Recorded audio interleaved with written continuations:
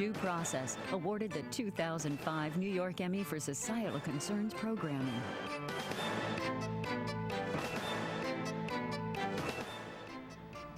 You've served your time, you've come back home, but that's not enough to get your vote back. Not if you're on probation or parole. And that leaves nearly 100,000 New Jerseyans, like these, disenfranchised. Still, an effort's underway to change the law, and that's the focus for this edition of Due Process. Major funding for Due Process provided by the New Jersey State Bar Foundation, committed to educating the public about the law, and by the Fund for New Jersey, a private foundation focusing on New Jersey public policy issues. Additional funding provided by Lawyer's Diary and Manual and online legal reference, elaw.com.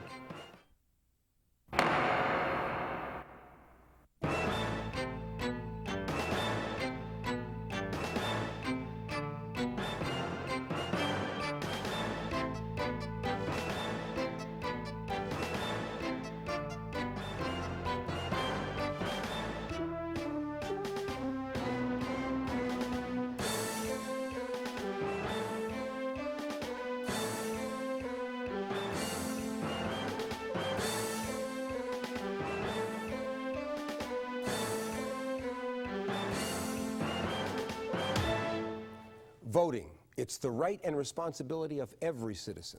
Or is it?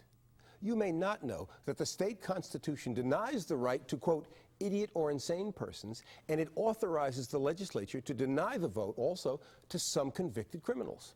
I'm Raymond Brown, and on this edition of Due Process, disenfranchising felons. Is it legal? Is it fair? Is it discrimination?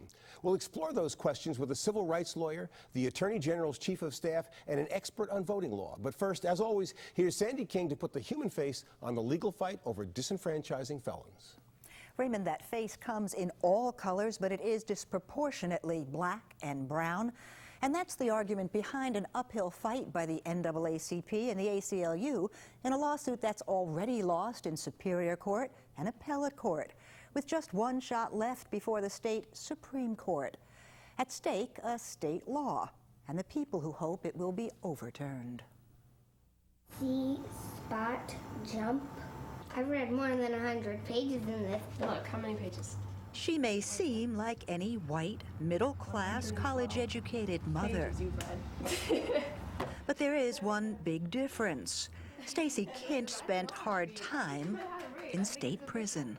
I served 2 years at the Edna Man Correctional Facility for Women and was released in September of last year. And I have 2 years of parole remaining. Found guilty of taking part in the kidnapping of her husband's children, Kint is a convicted felon. I don't think that I'm representative of the prison population or the parolee population in general. Because that population is overwhelmingly black and brown and male. Still, they and Stacy have one thing in common. Until they're off probation or parole, none of them can vote. Register to vote, para votar. We have Spanish forms. People came up to me with papers to vote, but like they say, if you're on probation, you can't vote. So you'd like to vote? Yes. But you can't? I can. I'm on probation. As soon as I get off probation, I would love to vote. But it will be years before they'll be allowed to vote, unless there's more success in the state Supreme Court than they're turned out to be here. This case concerns a most fundamental issue of contemporary American society: the right of racial minorities to participate fully and effectively in the political process. Rutgers law professor Frank Askin before a state appellate court sitting in Morristown, there on behalf of both the ACLU and the NAACP, trying to change a law he says amounts to racial discrimination. The real issue in this case is equal access for the African American and Latino community in New Jersey to the levers of political power. Well, the question should be, why shouldn't I? When I'm a citizen, I served my time, I came out and I started doing good things, giving back to the community. Earl Best is a community activist who calls himself the street doctor. But convicted of robbing a bank, he was off the street in state prison for 17 years. Was it important to you to vote? Very important. I mean, I always wanted to do that, even when I was in. Now off probation, he's about to register to vote. Exercise our God-given right. And he says he intends to take this man along with him. But that comes as a surprise to Abdul Mohammed, off parole now for more than 2 years. He thought he'd lost his right to vote forever. I never knew I had the right. Really? Really. And it is that right to re-register once parole or probation is done that makes New Jersey decidedly more liberal than states like Florida that never let felons vote again. It's clear that under the constitutional provision, the legislature could have gone much further, as many other states have done, and disenfranchised them permanently for either all crimes or for certain crimes. Instead, says Assistant Attorney General Jeffrey Burstein, they enacted a facially neutral, non-discriminatory provision that has very limited temporal effect. It ends when the individual who has been convicted of an indictable offense, when his or her sentence is completed. And though the appeals court has now ruled with the Attorney General, Stacey Kent insists it is still bad public policy. We are kept isolated, kept apart from, kept to feel alien to the community. And Kent, who now operates Redeem Her, a support program for fellow female ex-cons, says it all works against the ultimate goal of rehabilitation. I think that everyone's goal is for us to reintegrate as productive members of the community. So the more opportunities we have to do that, the better. And when we talk about the voting aspect, that's just one whole way to disenfranchise a whole race of people from society without them having no voice at all. You're going to register? Absolutely. You're going to vote? Absolutely. But the effect of voting on ex-cons and their rehabilitation is not a standard any court is likely to consider. Instead, it will be a matter of law, and whether or not the state Supreme Court ultimately agrees with the appellate court is likely to rest on arguments purely legal. The appeals panel ruled that disenfranchising felons is specifically and lawfully authorized by the state constitution. That's been the Attorney General's argument all along. And Raymond, you remember when Peter Harvey was here last year, he was very clear that if a change were to come, it would have to come from the legislature. Could that happen? Would it be a good idea? Some very different answers when we come back, so stay with us.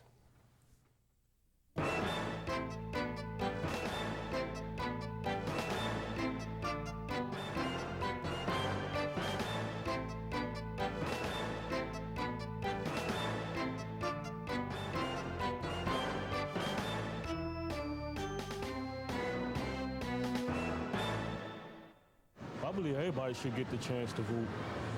Not just people who's so-called straight, but I think everybody should have a right to vote. Every person in the world has the right to freedom of speech, freedom of election, freedom of religion. They screwed up, they're in jail, that's fine, they still should vote.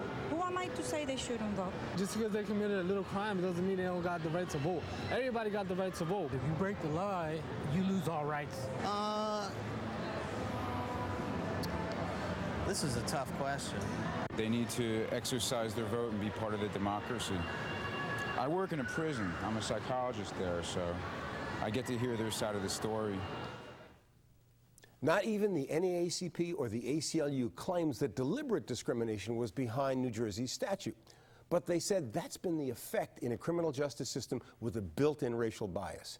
And Craig Levine argued just that in court on behalf of the New Jersey Institute for Social Justice, where he serves as senior counsel and policy director. But he's likely to get an argument from Marcus Green, the Attorney General's chief of staff who oversees the state's implementation of the Help America Vote Act. And to put it all in a national context, Seton Hall Law School professor Mark Alexander, whose work focuses on that delicate interplay of politics, government, and law. Welcome, everyone. Craig, let me start with you, because the question that comes into mind is, given the fact that even you have conceded that there wasn't a discriminatory purpose behind the legislature's act, and given what the Constitution says, Why are you in the courts instead of battling it out in the legislature? Two hugely important reasons. First, as you accurately noted in your opening segment, the Constitution requires the legislature to do nothing here. It merely authorizes. So the legislature disenfranchising people on probation and parole here was an act of legislative discretion. And the fact that it was an act of discretion brings into play another provision of the New Jersey Constitution, the overarching equal protection doctrine. There's a tremendously important legal question that we hope the Supreme Court will take the case to address that's at issue here. But generally speaking, to find an equal protection violation, won't you have to find some purposeful conduct? That is precisely the open question under New Jersey law.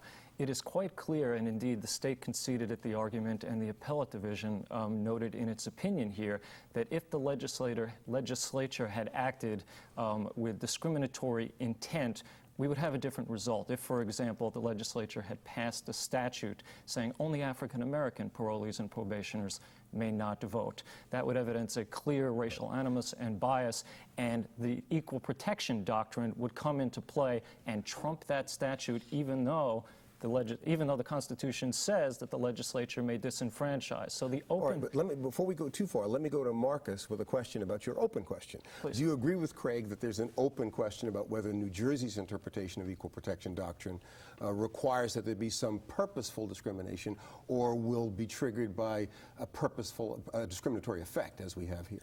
No, I think the appellate division made it very clear that on its face, the statute passed by the legislature is not discriminatory, and then the effect, how it was applied, was not discriminatory.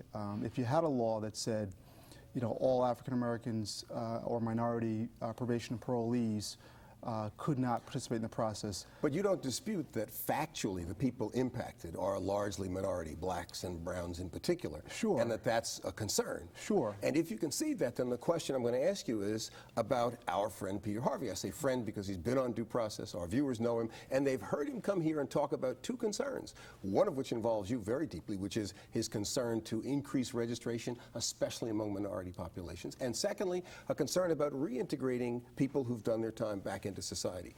Given those concerns, why do we find the Attorney General opposing the argument that Craig and the ACLU and the NACP have made? Sure. I mean, the answer is very simple. The legislature has spoken. Our job is to enforce the laws, not to change them, not to legislate. And on that note, we've done substantial work in the area of ex-felon voting outreach. I mean, under HAVA, of course, we are principled. Okay. We're going to come back and and talk about HAVA, but it's a little bit separate. It's Sure. one of the other efforts you're making in the area. Sure. We want to come back. First, let me bring Mark in. First of all, Mark, New Jersey is not the only state wrestling with this issue. There are other states that have disenfranchised felons, but other states have gone further, have they not? Other states have gone much further. We could be talking about Florida, for example. And Florida, once you've been convicted of a crime, then you're out for life. You're not going to be voting again for the rest of your life. So I guess you could say that's the good news, but the reality is, the bad news is, here in New Jersey, as in most states, we've got significant limitations on people who have served their time in prison and are trying to get back into society. And we know that in order to prevent repeat offenders, we want to reintegrate people into society. And one of the great ways to do it is to say you're part of our democratic fabric and you can vote. In fact, in Maine, you can vote in prison. Right. I know that you'll be after me later if I don't give you a shot quickly at the open question Craig has posed. Is there an open question on New Jersey equal protection law about whether you can only get relief if there's purposeful discrimination, which everybody agrees wasn't behind the legislative enactment, or can you get relief merely by showing significant racially disparate impact? There's a great opportunity for the state Supreme Court. We have a tradition in New Jersey, which is unlike almost any other state in the country, where we're very progressive with our state Supreme Court in terms of individual rights. And this is an opportunity for the court to think about what values underlie the state constitution. So we shouldn't go to sleep on this certification petition. There's a real possibility that the court may see a chance to resolve what Craig has called an open question. I think there is a possibility. I think, however, the real great possibility is with our new governor. He's got a chance to do something when he steps in here to say, well, let's make this a priority. He could change this. He could change this fairly quickly. I'm going to come back to that. Let me ask you one other strategic question, Craig, which is that underlying this is another problem, which is that that the back end of the criminal justice system, that is the prison, parole, probation part of it, disgorges disproportionate numbers of blacks and Latinos compared to our size of in the population. The discriminatory effect you're arguing about really has something to do with that part of the system. Why the strategy to attack this at the other end, where you have a more complex constitutional scheme, as opposed to somewhere in the body of the criminal justice system itself, which is producing this discriminatory effect? Well, I think there's nothing in the attempt being made in this litigation precluding such an effort, and there are groups and organizations pushing that. But I would make 2 points. First, to Mark's comment that we are doing an abysmally poor job in New Jersey of reintegrating ex-offenders into society. Over the next 5 years, about 70,000 people will be released from prison in New Jersey. If current trends continue, 2/3 of them will recidivate within 3 years. That is a terrible record. We've got to do a better job. It involves voting. It also involves housing. It also involves employment. It also involves family reintegration. Right. While you're on the alsos, let me ask you this. If the open question you've put on the table, and which Mark sort of endorsed, intrigues the Supreme Court and they grant you relief, are you going to be back the next week saying, now let's talk about felons currently incarcerated in Maine, they can vote while they're in prison? No, I think that the state, the balancing of interest, which was never undertaken here. Plaintiff's complaint was dismissed, and that's a very important point here. The state was never asked by the court, what is the reason behind this law? Why do we need this? What state interest is it serving? Is it tailored to meet that interest? How important is that interest? And conversely, what are the implications and effects of the people that the law impacts on, and how does it balance out? Something that might be a little unfair. Let's put it to Marcus, even though you're not the legislature, you're the executive branch. It seems to me that if you look at the young lady in the picture that we showed before, who is struggling to put her life together but focused on voting, or the other two gentlemen who have done time, wouldn't you rather any person convicted of a crime in the state of New Jersey, but especially on probation and parole, be focused on voting? And if they have that focus, wouldn't you want them participating in the electoral process as part of integration?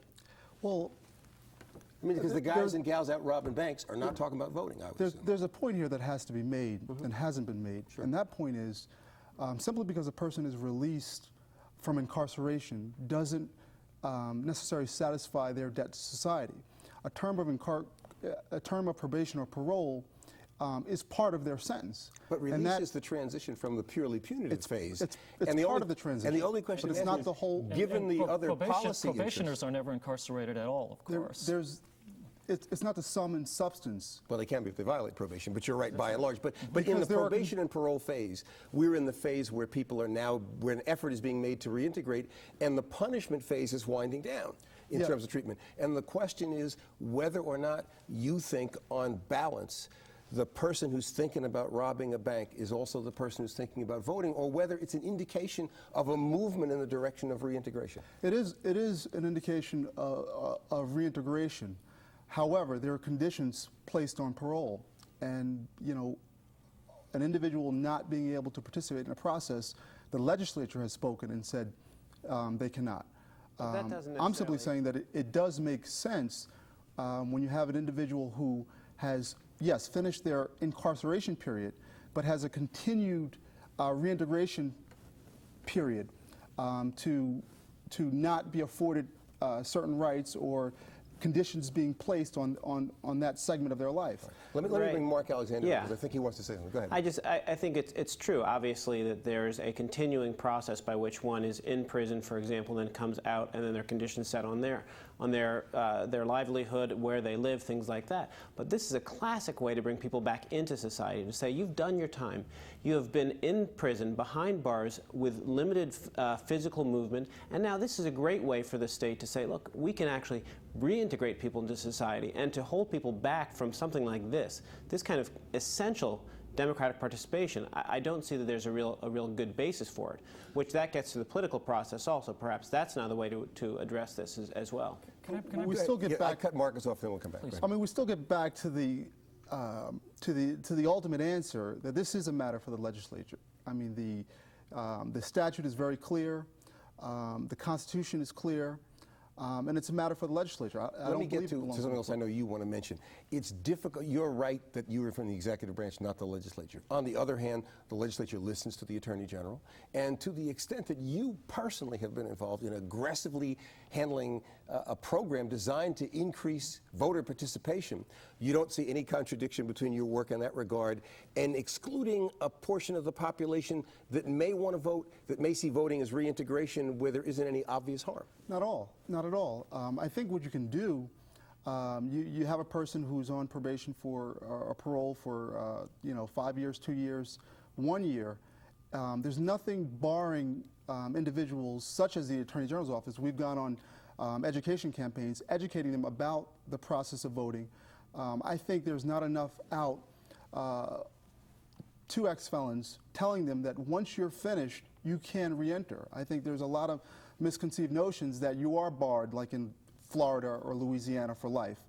And I think that effort needs to be made so that when an individual has finished their term of probation or parole, somebody's in front of them with the voter registration. And that is something that you are doing, trying to get people at the end of that period. But Craig, in this context where we have many factors that affect the whole sentencing process, rehabilitation, punishment, deterrence, rehabilitation probably being at the moment at the low end in terms of legislative priorities, is there a legitimate punitive function to keeping people from voting? Or if not, why has the legislature gone down that road? You know, I can't speak for the legislature. That's the job of the Attorney General's office in the context of litigation. But the courts never asked the state that. The state never had to say, here are the reasons behind this law. We're asking the Supreme Court to take this case and ask the state to do that. And I want to bring us back to the doctrinal point, because it is tremendously important in context well beyond this important context.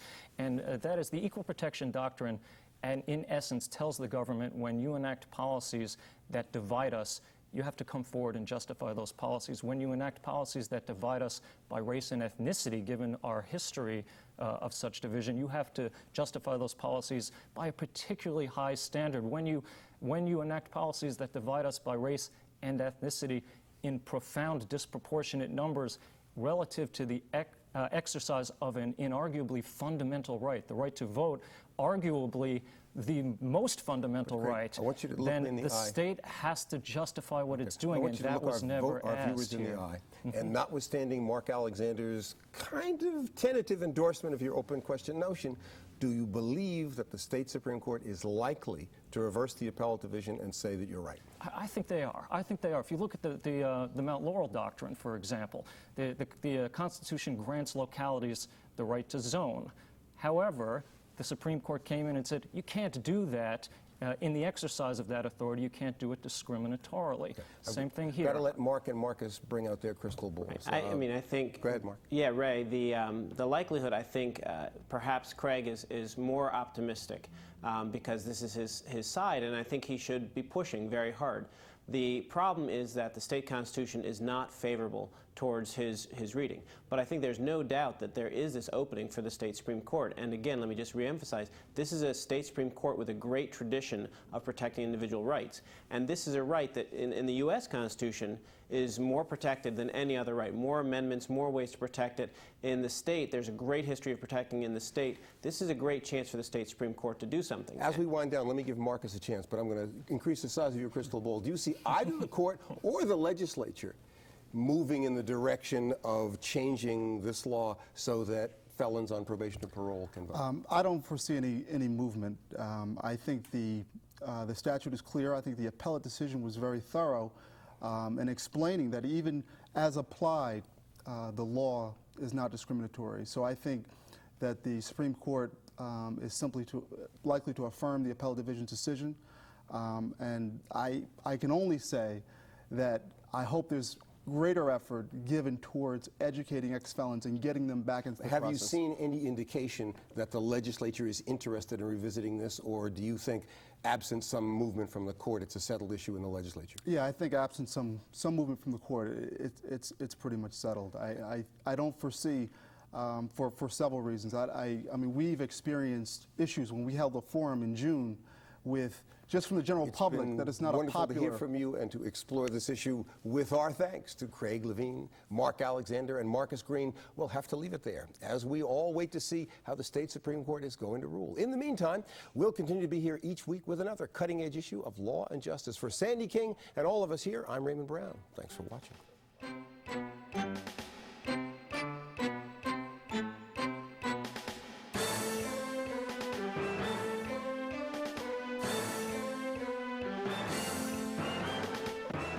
I think it will help us, but I think it's more important what it will do for the community, because I know that prior to being incarcerated, I have been registered to vote. I have voted on occasion, but I would not have considered myself politically active.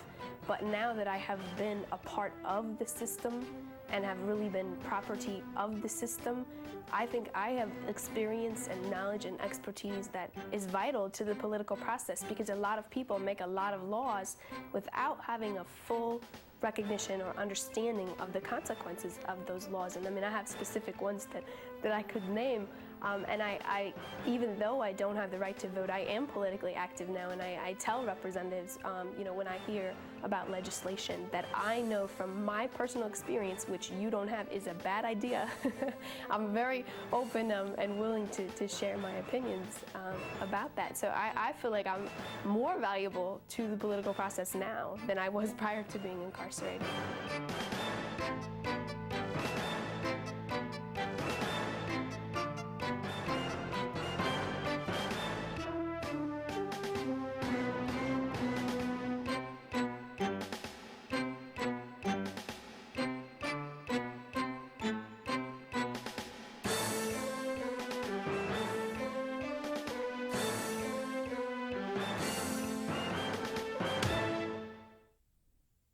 Major funding for due process provided by the New Jersey State Bar Foundation, committed to educating the public about the law, and by the Fund for New Jersey, a private foundation focusing on New Jersey public policy issues. Additional funding provided by Lawyer's Diary and Manual and online legal reference, elaw.com.